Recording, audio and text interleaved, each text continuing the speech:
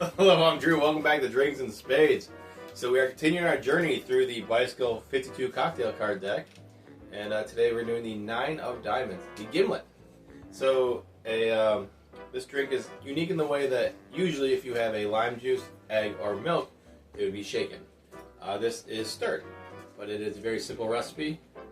First, I'd ask for 2 ounces of gin. There we go. I'm using the Gunpowder Irish Gin. I think it'll give it a really good flavor.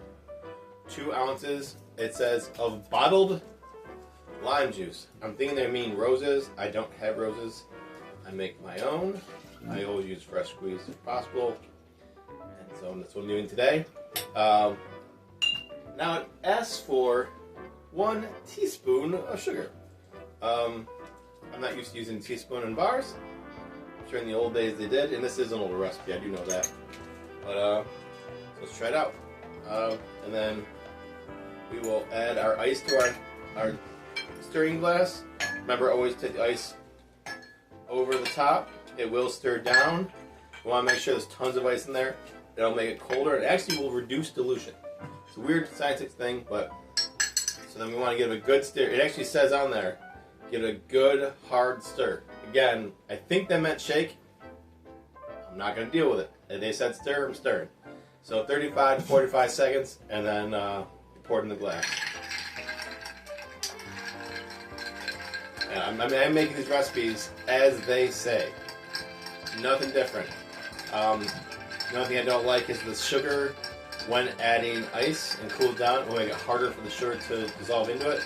It is only a teaspoon of sugar inside of 4 ounces of liquid, plus the water. It should be fine, but something like this, nowadays I would just use simple syrup. It's portable sugar, as Greg from How to Drink says. So I would just use that if I was going to make it myself. But again, I promise to make these as is. It asks for a sugar-rimmed glass. And then we will pour it straight out. It makes no mention of a garnish. I would put a lime with it, but again, making them just as said. So there's the Gimlet. It seems like it's going to be very much close to a like a gin daiquiri, but let me get a taste.